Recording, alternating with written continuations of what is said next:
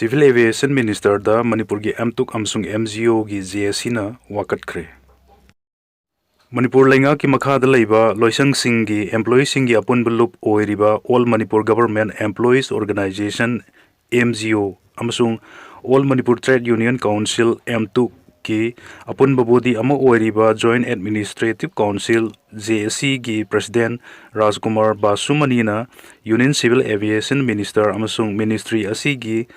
State Minister Anita Ayib Serol Singh Pisinduna Manipur gi miyam gi damakta airlines sing gi ticket ki mamal sing hanthan biu haina wakat khre. Ayib Serol Singh asi JSC gi maikai digi Union Civil Aviation Minister Kinjarapur Ram Mohan Naidu amasung Ministry asigi State Minister Murlidhar Mohol da pisin kibani. Ministry asigi Minister Ani da pisin kiba Serol Singh asi Imphal gi Lok Bhavan gi Khudang da pisin kibani. Serol Singh asigi copy sing Lok Sabha gi MP Dr. Angomcha Bimola Koizam amasung Governor A.K. Bhala amasung si Minister dasu yahun kre hari. Civil Aviation Ministry ki thaupu Minister Ani da pisin kiba Serol asina wakat libadi Manipur gi miyam na haujik mafang khuding magta khudong cha daba kaya mayok narakpadagi ning ba kainingai ohelle miyam asigi manung da micham sing dagi hendok tuna Manipur gi mapan da athu bagi oina layeng bachat kadaba amasung ayambana mahiroi sing amasung business tawriba miyoi sing da free movement yahan dabana khwai digi wangba thaki khudong thiba mayok na halle hari Nakalamurum da Imphal dagi mapan da chatpa amasung mafam asida lakpada airline sing na flight ki ticket ki mamal fix tawduna lepthoktre Manipur gi tampak ta leiriba miyoi sing asi ing tappa pamba miyoi sing ni makhoi da Myanmar dagi immigrant kuki singi lamjing makhada kuki narco terrorist singna matam punamakta sing dagi nongmai kapsilaktuna landarakli amasung central government ki mateng yaudana di fibam asi state laingak na laksin bangamdre hari Marmasina Constitution ki article sahung yang kai manga gi makhada state laingak sing bongak sianba amasung external aggression amadi internal distress sing gi mayokta thabak paikhat pa haibasidi union laingak ki mathau oigidabani hari Maram sing asi leibana wakat cherol asina phongdok liba wafam sing asi Civil Aviation Ministry gi Minister ani na yengsin biduna Manipur gi phebam asi mahausa gi ing tappa hanjelaktri ba faawbudi Manipur gi miyam na flight tongduna chathok sasin tawba ngamgadaba mamalda airline sing gi ticket ki mamal hanthana lepiu haina haijaki hairi Amarumda Ministry asigi thaupuba Minister ani Governor si Minister amasung MP da aiba cherol asi ngarang pisin khibaga loinana Manipur lenga ki maikai dagi mamang thagi kunmari da thokhiba General Administrative Department ki notification number ESTT ama sino ama ama /ama/lisinganiga kuntaruk GAD gi matungina General Holiday gi suti oiba thabak nattana Thang janumit khudingmak working day organi hai duna thorokliba order asi constitution na piba article singi mayuktani hai raduna GAD na hiram asi ki matang da thokkiba notification asi cancel natraga review tobiu hainasu ngarang chief secretary da JSC asina aiba cherol ama pisin khre hari Laikhidraba police constable Sanjit ki imungda lupa crore ama khutsin nakre Manipur Police na October 2023 da State Bank of India ga khudyak pinakiba MOU gi police salary package scheme gi makhada mamang sahi gi July tha da mathau pangthokpada lekhidraba sagol tongbadagi constable Sobam Sanjit ki imungda lupa crore amagi check khusinakre Ngarang Imphal West District Police ki SP ki office ta pangthokpa senpham asi khusinabagi thauramda additional DGP LO L Kailun amasung atai senior officers singna sarukya ki SBI Imphal gi maikai dagi regional manager ke H Okendrana lupa crore amagi check adu laikhidrabagi imungda khusinakibani Chorchanpur dagi Myanmar macha mari heroin ga konana fare Police control room dagi ngarang numidang thorukpa cherol amada Karang security force na Chorchanpur district ki Bahiyang police station na konba Boal Code village dagi Myanmar gi Chikha khul dagi Thangsomung chahi 53 ꯑꯃꯁꯨꯡ ꯀꯝꯈꯦꯟꯃꯨꯡ ꯆꯍꯤ 53 ꯀꯧꯕ ꯃꯤꯑꯣꯏ ꯑꯅꯤ two wheeler ꯀꯦꯟꯕꯣ ꯑꯃꯗ ꯇꯣꯡꯗꯨꯅ heroine ꯍꯥꯞꯄ ꯁꯥꯄꯣꯟ ꯀꯦꯞ 19 ꯄꯨꯗꯨꯅ ꯂꯥꯛꯄꯗ ꯐꯥꯔꯦ ꯍꯥꯏꯔꯤ꯫ ꯃꯈꯥ ꯇꯥꯅ ꯕꯣꯏꯌꯥꯡ ꯈꯨꯜꯗꯒꯤꯁꯨ ꯃ꯭ꯌꯥꯟꯃꯥꯔ ꯈꯨꯜ ꯑꯁꯤꯃꯛꯇꯗꯒꯤ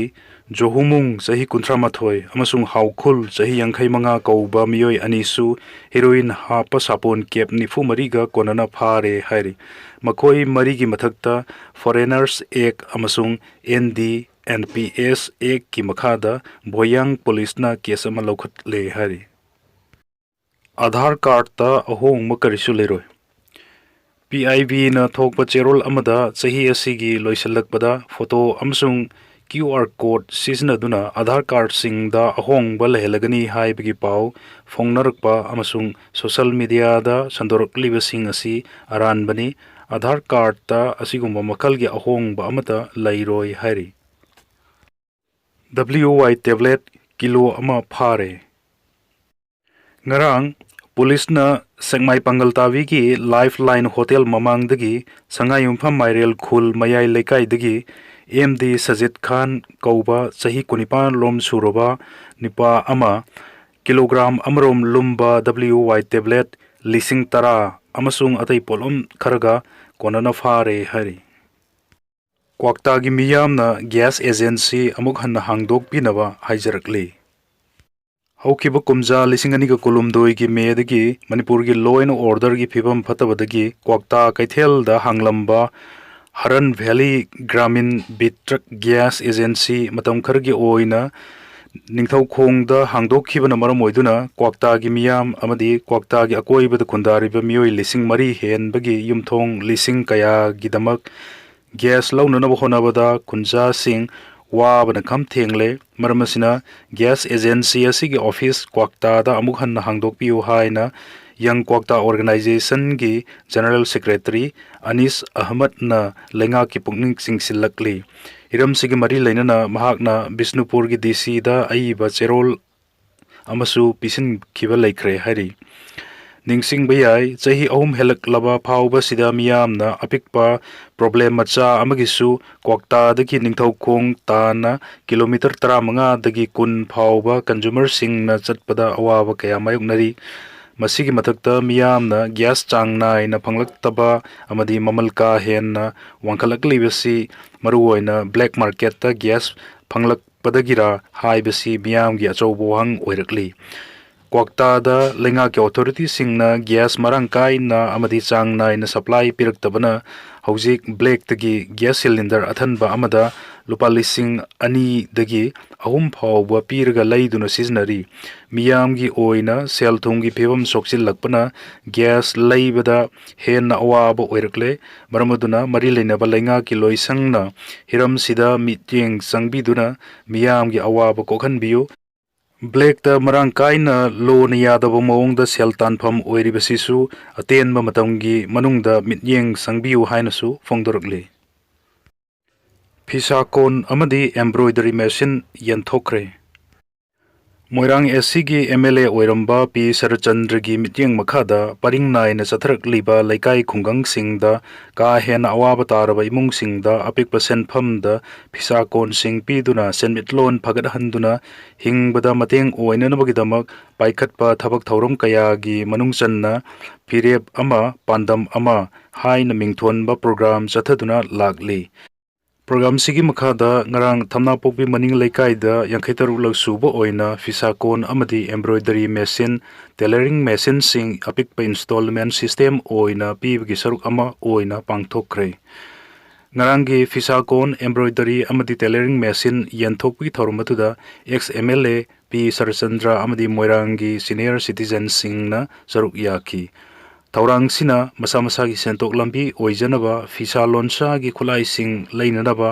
ꯁꯦꯟꯕꯨꯡ ꯄꯨꯊꯣꯛꯄ ꯉꯝꯖꯗꯕꯁꯤꯡꯅ ꯑꯄꯤꯛꯄ ꯁꯦꯟꯐꯝ ꯊꯤꯒꯠꯇꯨꯅ ꯈꯨꯠꯂꯥꯏꯁꯤꯡꯁꯤ ꯂꯩꯕ ꯉꯝꯍꯜꯂꯦ ꯍꯥꯏꯈꯤ꯫ ꯌꯨꯝꯂꯛꯇ ꯆꯦꯟꯁꯤꯜꯂꯛꯈꯤꯕ ꯈꯔꯁꯥ 2 ꯀꯟꯈ꯭ꯔꯦ꯫ ꯉꯔꯥꯡ ꯑꯌꯨꯛ ꯄꯨꯡ 6 ꯇꯥꯕ ꯃꯇꯝꯗ ꯏꯝꯐꯥꯜ ꯋꯦꯁ ꯗꯤꯁꯇ꯭ꯔꯤꯛꯀꯤ ꯍꯌꯦꯜ ꯊꯣꯡꯒ꯭ꯔꯥꯟꯕꯤꯗ ꯌꯨꯝꯂꯛꯇ ꯆꯦꯟꯁꯤꯜꯂꯛꯈꯤꯕ ꯈꯔꯁꯥ ꯑꯃ ꯂꯩꯀꯥꯏ ꯑꯁꯤꯗ ꯂꯩꯕ TH ꯕꯣꯏꯅꯥꯎ ꯑꯃꯗꯤ ꯁꯒꯣꯜꯁꯦꯝ ꯗꯤꯅꯦꯁꯅ ꯊꯦꯡꯅꯔꯛꯄꯗꯒꯤ ꯂꯩꯀꯥꯏ ꯃꯤꯌꯥꯝꯒ ꯂꯣꯏꯅꯅ ꯀꯟꯗꯨꯅ Unique Wildlife Protection Committee, Forest Department amadi Manipur Police ki apunba team amada khutsinakre haina committee asigi secretary I Sanaton gi Cherol amana phongdorokli. Hairiba mafam sidagi nanthok turel lan na chenkhiba atopa kharsa amana Santhel Mamang Laikai gi yumlakta sensilakpadagi Polestar Club ki president MD Mufizuddin na thengnabadagi Laikai miyam goloinana kanduna committee sida sinarkhre hairi. Kharsa ani asi section na yengsinduna first aid piraba matungda ngarang ayuk pung taraga makhairom taba matamda Kaibul Lamjau National Park ki mafam amada thadokre hairi. Hairi basa ani asibu kanbada lekai miyam na laukhiba thodang singbu committee asina ikai khumnabu utpaga loinana thakatpa phongdorkli. West Bengal da mai pakhiba loinana BJP ki chief minister masing 33 surgani. Ikoi dana Nitish Kumar na Chief Minister ki fam thadok tuna Rajya Sabha ki member oina laikhibadagi Bihar da BJP ki anauba Chief Minister lairakhraba matung ngarang result lauthokiba West Bengal ki Assembly Mikhal da BJP na Trinamool Congress pu chauna maithiba pikhiba loina na India da BJP ki Chief Minister masing 33 surgani. Bihar ke anauba BJP ki lengak tha asigi mapanda wasak laurgani haina BJP ki maikai phongdor khibaga loinana Chief Minister ki fam kanad pikadage haibigi matangda kana nainaba hokre wasak laubugi thauramda Prime Minister Narendra Modi yauna center lenga ki lusingba singnasu saruk yagadori. Hojik BJP ki Chief Minister singna lusingba lengak leiriba state sing asi Arunachal Pradesh, Assam, Bihar, Chhattisgarh, Delhi, Goa, Gujarat, Haryana, Madhya Pradesh, Maharashtra, Manipur, Odisha, Rajasthan, Tripura, Uttar Pradesh, amasung Uttarakhand ni. Tha sigi mapandadi West Bengal su BJP ki CM na lusingba lengak leiba state oirgani. BJP ki lusingba amana phongdor khibada ngasidi Central India khakta natana leibak asigi nongchuptagina nongpok phawbada BJP ki lengak leire British lengak na Bengal bu Bihar, Odisha amasung Bengal haina ahum thokna khaidokhlambani hojik tonganba state sing oina lejarbasu BJP na apunbagi saktam sagat hanba ngamlagani haiki. BJP ki lengak amukta lakhidriba Tamil Nadu, Kerala amadi Telangana yaudana amasung BJP ki lengak leitaba Himachal Pradesh, Jharkhand, Punjab amasung Karnataka yaudana India ki mafam ayambada center lengak supai riba BJP ki lengak leirakpasi party ki mara henna sisin hanba oina miyamna unari. Mamta Banerjee Chief Minister ki famdagi thadok haiba yakhidre.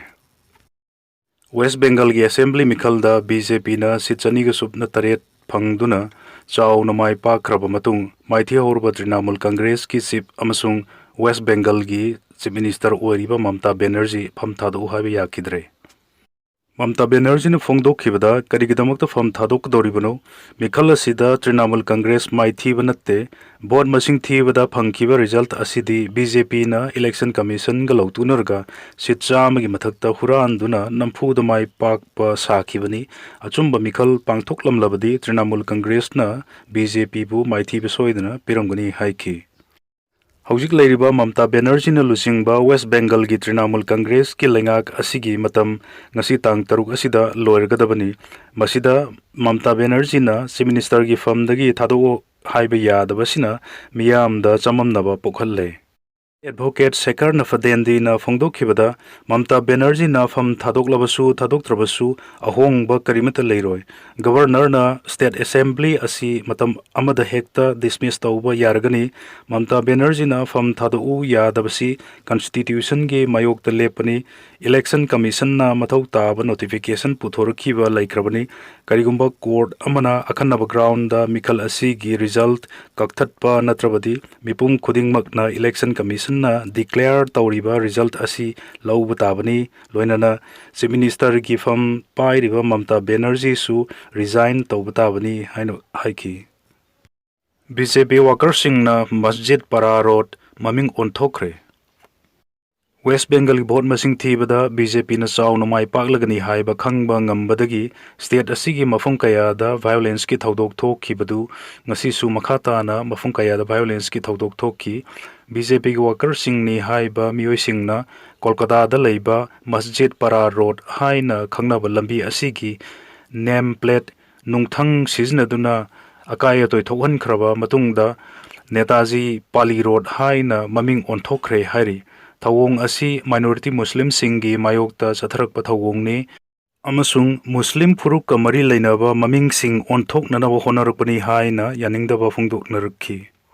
Chairak sida tongan mamafamda leiba Trinamool Congress ki office sing ngasisu akaya toy thokalambada natana mai thadoklamki Barwani amasung Ruby AC da leiba Trinamool Congress ki office ta sakhangdaba miyoi singna nungna thajallakhi security force singna section thaurang laukhat le hairi prepaid smart meter system toklaga power connection khudingmak postpaid system da onthokre Uttar Pradesh leingakna electricity consumer singda tangai fadana season halamba power connection gi prepaid smart meter system adu toklaga mamang da chatnaramba postpaid billing system oina chanahankre khongthang asina UP gi manung hanjinba mafam singda leiba consumer lakh kaya da khudong chahalagani hairi Uttar Pradesh leingakna laukhiba khongthang asi prepaid smart meter system da technical gi oiba soiba kaya leibadagi consumer singna hanjin wakat padanatana handa prepaid meter sing lambi da puthoroktuna sugaibagi khongchang changsin khraba matungdani electricity consumer singna lambi da prepaid meter sing puthoroktuna sugaibadu technical gi oiba asoiba sing asina mai gi bill ka hena chawhalle masida natana recharge tawkhrabasu power connection matam chana tawruktaba amsung atopa khudong cha daba kaya mayuk narpadagi khongjang asi sangsilakibani Chief Minister Yogi Adityanath na high level committee ama semduna consumer sing na mayuk nariba issue asi yangsinna ba khangan kre nauna chanargadaba postpaid system billing cycle asi mamangende chanaramba aduga managani amasung consumer sing da thagi maigi bill adu SMS ki khudhang da khangan gani hari Indiana Bay of Bengal da notam issue tawkre Indiana Bay of Bengal gi akhanaba mafam kharada long range missile test tawgadaba leibana hairiba Bay of Bengal gi mafam sing asi danger zone oina lauthokpaga loinana notice to airmen notam issue tawkre Notam asina Bay of Bengal gi kilometer lising ahunga chamanga yangkhai rom gi mafam konchilli mafam asida Indiana atenba matamgi manungda intermediate range ballistic missile IRBM ama launch tawduna test tawraba yai hari Haukiba tha khara asida India gi strategic missile sing sanging tawbgi sang hengalakli ikui dana Agni series submarine dagi launch tawba K4 amasung hypersonic LRAS HM missile sing test tawkhiba laikre hairiba missile sing asi India gi minimum deterrence doctrine gi yanglen saru oiribani Bay of Bengal da notam issue tawribasi missile sanging tawgudoriba mafam sida civilian aircraft sing gi route yengsinba ngamnanawani hairi Indigo gi flight ta power bank pokharakpadagi mipainakre Chandigarh International Airport ta Indigo gi flight ama landing tawraba matung ikan kanadana passenger amagi power bank pokharakpadagi chawni mipainaba poknarure plane asi landing tawraba matung plane asi gi crew na passenger cabin da maikhu karpa thengnaki maikhu adu cabin adu da pusalakhiba passenger amagi power bank pokharakpadagi ni haiba khangba ngamdringei da plane asidagi passenger sing khonglei yangna safagadaba mafam da thangdokna na honaki passenger sing thangdokna na honaringei da maikhu adu power bank pokhairakpadagi thorakpani haiba khangba ngamlakpaga loinana fire extinguisher sing siznaduna mai saklakpa yaba phibamdagi kanba ngamki hari passenger sing safagadaba mafam da khonglei yangna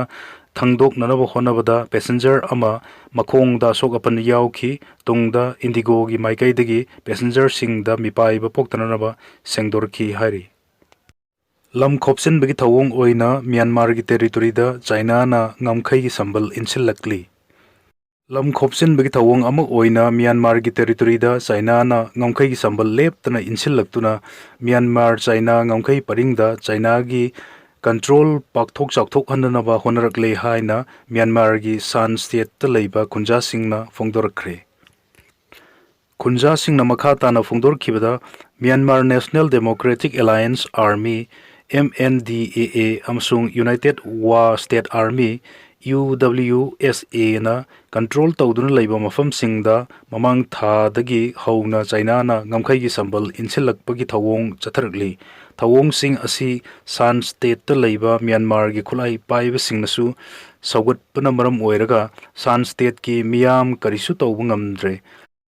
China gi construction team singna San state ki khulai paiba sing asiga khuchamna duna ngamkhai paring inchilaklaga China ki infrastructure kaya semjin khre hauji San state ki ngamkhai paring da leiba khunja sing ki badagi khongjang changsin bangamdana leiri haina masak maming phongdok taba mioi singna pause da phongdorki panbe yabadi